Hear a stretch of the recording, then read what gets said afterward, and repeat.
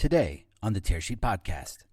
So if you're just looking to get a card with an account, you can accomplish that. There's some friction to even getting to that point, but that doesn't really serve the purpose of ultimately what we're trying to do. We built a product specifically for children, teens, young adults, to jumpstart their financial future and journey. It was built with that in mind. And, our UI, our UX, we spent years and a lot of time thinking through how do we provide the best overall user experience. Welcome to the Tearsheet Podcast. I'm Editor-in-Chief, Zack Miller. There's a flurry of activity around creating bank accounts for young people. Getting the balance between autonomy and parental oversight is critical for teens, and STEP feels like it's found the sweet spot. Joining me on the podcast is CJ MacDonald, founder and CEO of STEP. CJ was a co-founder of gyft, a startup targeting the massive gift card market, and was acquired by First Data. He's come back to fintech with STEP, a bank targeting teens and their parents. We talk about what teens are looking for from a bank and the challenges around servicing them. We discuss the product, CJ's philosophy around monetizing teens, and STEP's acquisition channels. CJ MacDonald is my guest today on the Tearsheet Podcast. Tearsheet's Embedded Conference is an event that brings together financial institutions, technology players, and other firms from industries outside of finance adopting financial services. It isn't about banks versus non-banks. The Embedded Conference is about collaboration and tapping into the best each player in the ecosystem can offer. The nature of the financial institution is changing. Embedded finance turns every app, software, retailer, and business into a bank, and people are responding in kind. With the uptake of embedded finance, consumers are showing that they want a bank with the brands they love. We've got a star-studded lineup of senior leaders from Goldman Sachs, Marqeta, Galileo, Q2, and so many more presenting on the future of embedded finance. To learn more and register, go to tearsheet.co and click on events in the top navigation. Hi, CJ MacDonald, founder and CEO at STEP. STEP's the next generation banking platform for teens and young adults to jumpstart their financial journey. And we found an underserved market where traditional banks were not really tailoring towards this demo. And we're super excited to now be in market and offering a banking platform for the next generation. Awesome. And I'm happy to meet. But before we do, I'd love to hear about your previous background. How did you get to found a bank focused on families?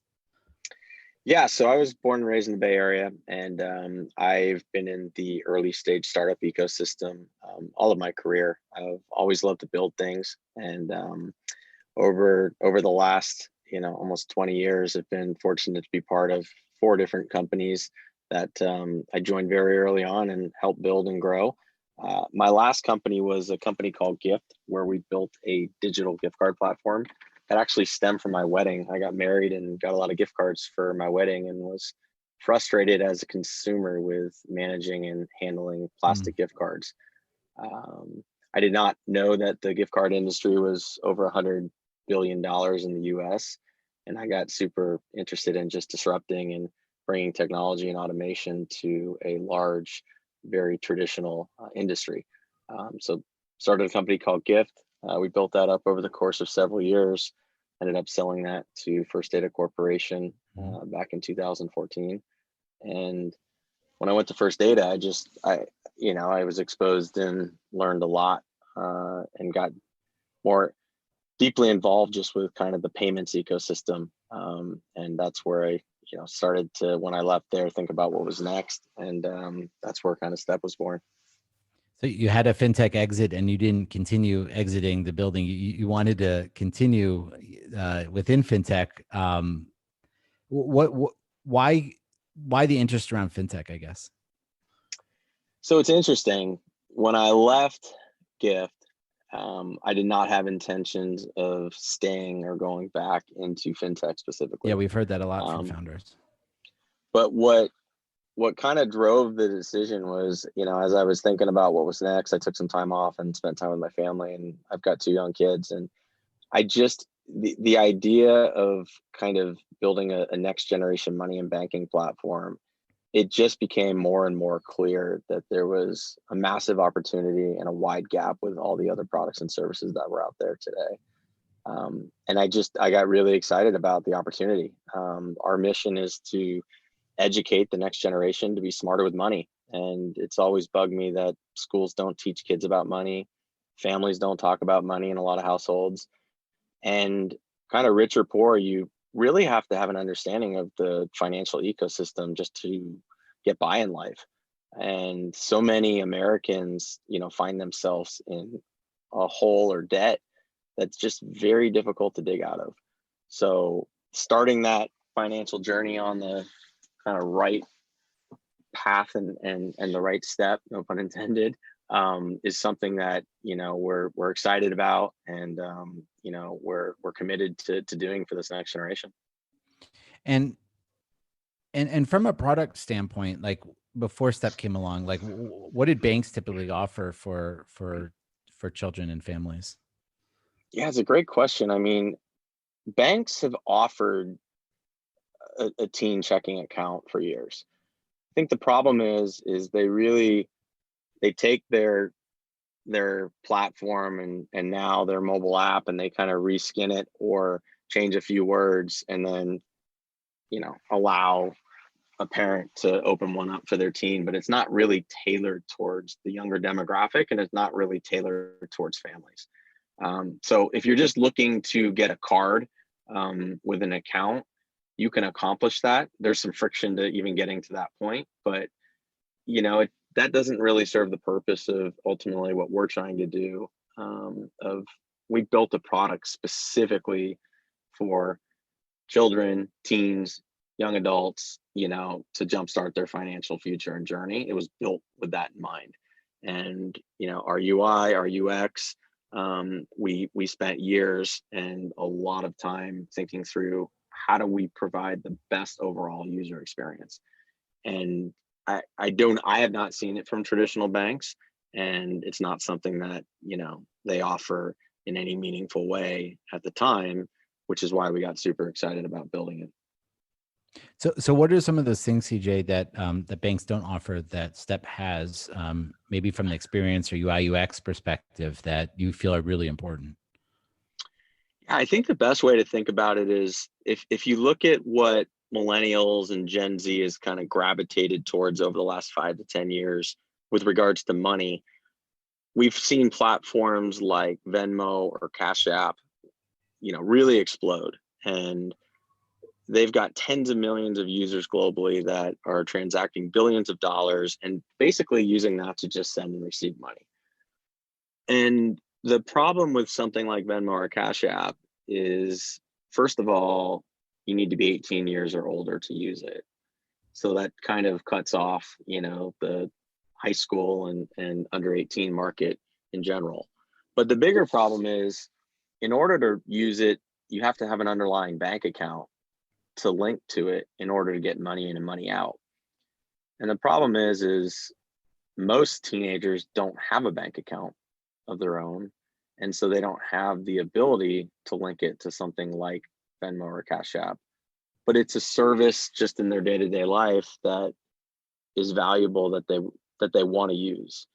And so I think the best way to look at it and to answer your question, we kind of took a traditional bank like Wells Fargo or Bank of America, and we took something like a more modern day fintech company like Venmo or Cash App, and we brought those worlds together in terms of a P2P solution with an FDIC insured banking platform.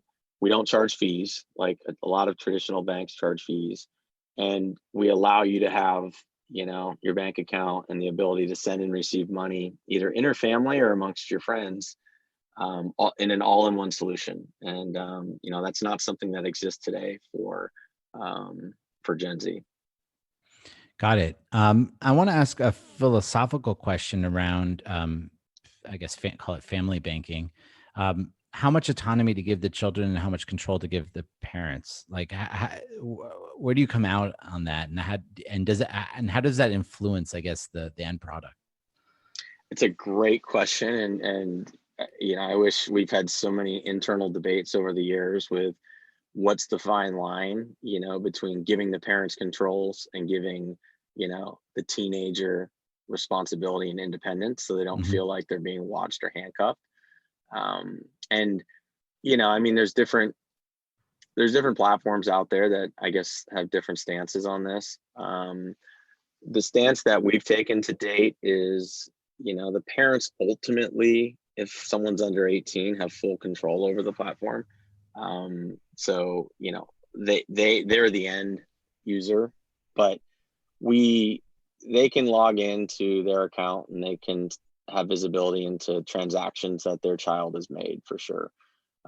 We did not go to the extent of blocking specific merchants or blocking MCC codes, because we did not want the teen to feel like they were completely handcuffed. So we kind of took a middle ground approach of parents have full visibility, they've got full control, but we didn't want to make it, to where every single transaction that the teen was doing, they were getting a notification, or that, like I said, they could go in and block specific merchants. They can turn off the card and close the account, but it's not as granular. Mm. And what about the concept of monetizing children? Does that impact your decision not to charge fees or not to have a subscription? How do you think about that? Yeah, I mean, there's a few other platforms out there and traditional banks as well that charge a monthly fee. And the reality is, a child or a teenager does not make as much money and they do not spend as much money. But they still spend money. And so from a monetization standpoint, we look at it with the lifetime value of the customer. We're starting this relationship earlier. We want to build tools that help them and educate them, along their financial journey.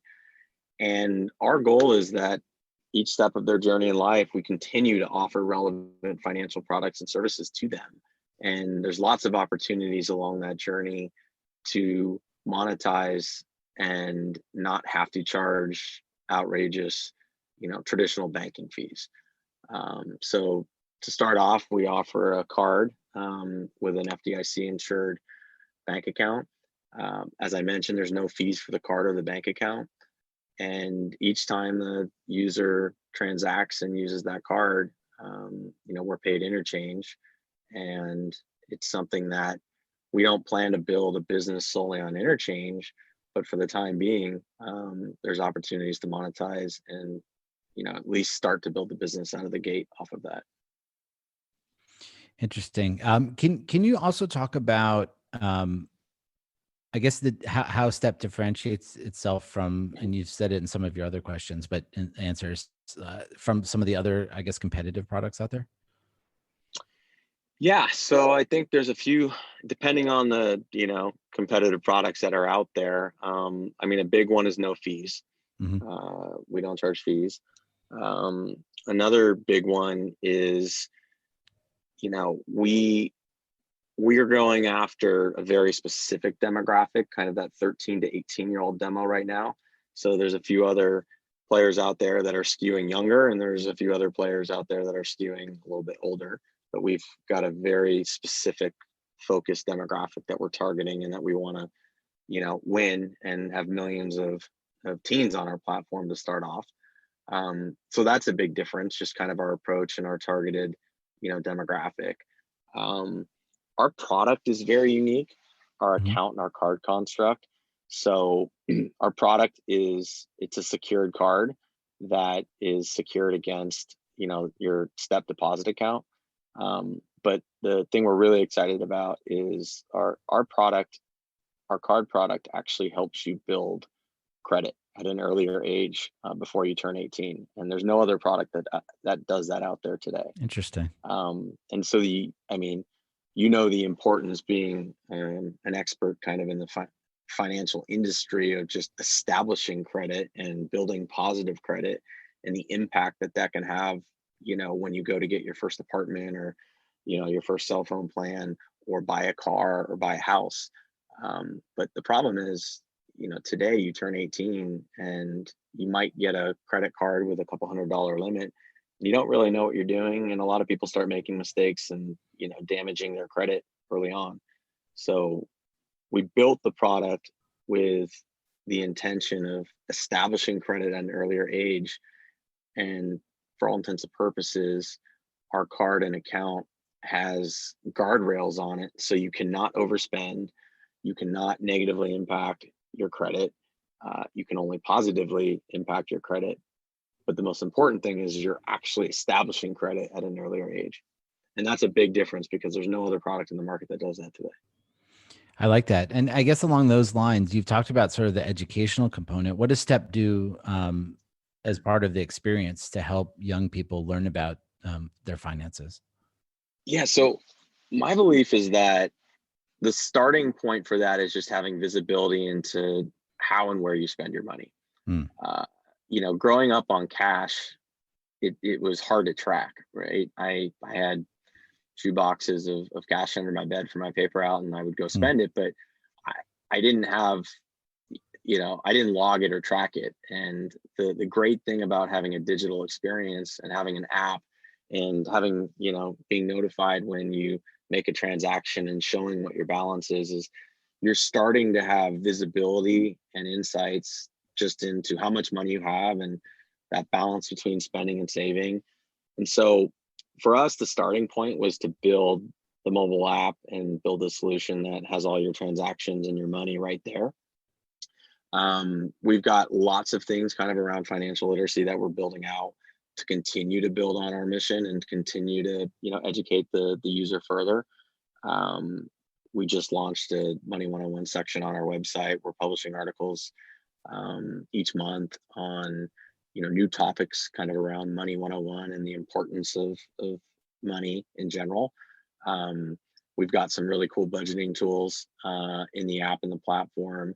We've got allowances where parents can set up either a weekly or a bi-weekly or a monthly allowance, which starts to kind of mimic a paycheck, right? When you get a paycheck each week or two, you've got bills and you've got to start to budget and think through, hey, do I really need these new AirPods or do I want them? And there's a big difference between need and want. And some of that is educating, the younger demographic and generation of that balance between, spending and savings.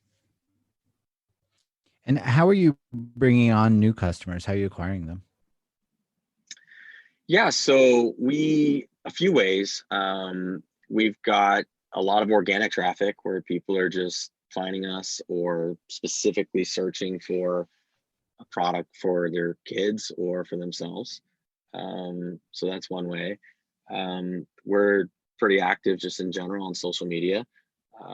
Our demo is, like I said, 13 to 18 years old, and we've started to build a community just around social media and engaging our community. We've got some really interesting partnerships with some influencers. So as part of our launch a few weeks ago, we announced a partnership with the largest digital influencer that's out there, Charlie D'Amelio. And, she's 16 years old and she's kind of in our core demographic, and she's got a massive platform, and she's super passionate about financial literacy and helping other people as well. So we've got a multi-pronged approach of just building a really solid product and building a really solid brand for the next generation.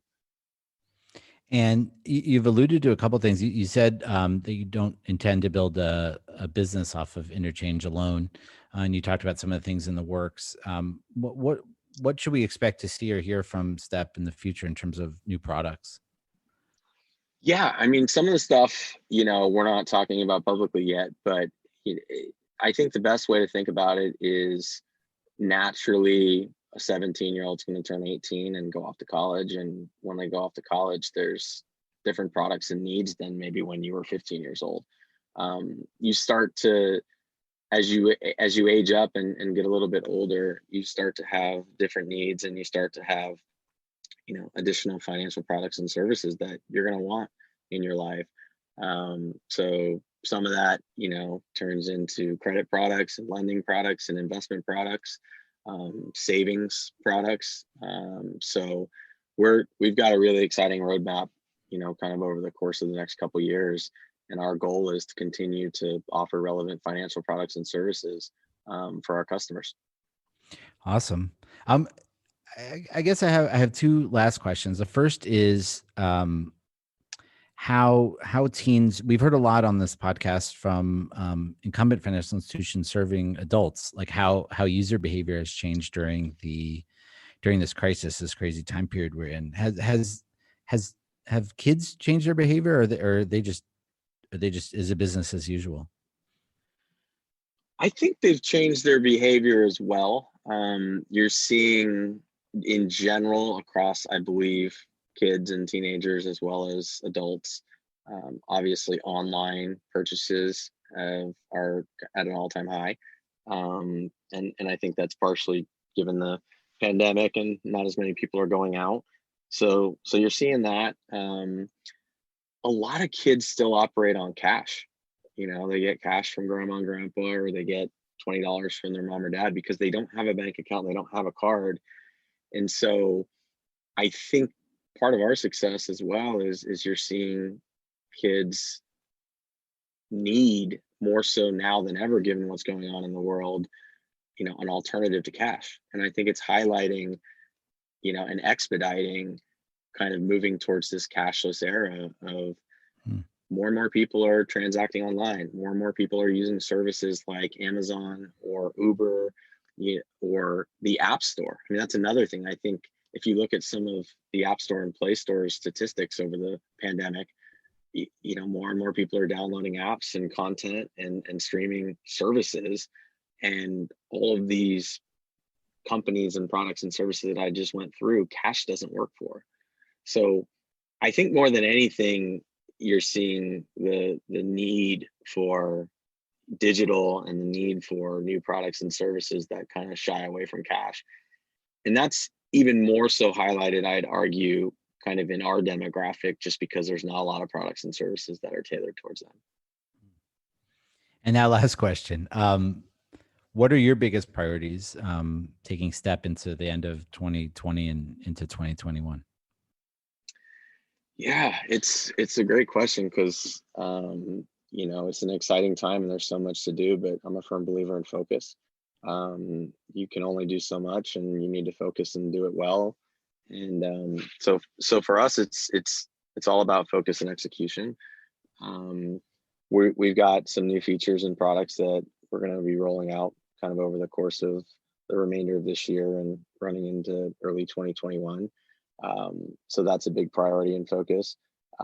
We're hiring, so that takes up a lot of time, and it's really important to hire the best people. And we're spending a lot of time adding to the team and growing a team. So that's a priority and focus. Just making our product better. We want to be the best version of ourselves, and we want to offer the best product for our customers. And so we want to continue to improve there and add some of these new features, as well as just make some, overall UI and UX improvements to the platform as you see it today. So, I mean, those are a few things that jump out. We just want to be, disciplined and laser focused on our task at hand, which is to build the largest, banking platform for the next generation. CJ, thanks for joining us on the Tearsheet Podcast today. Thank you very much for having me.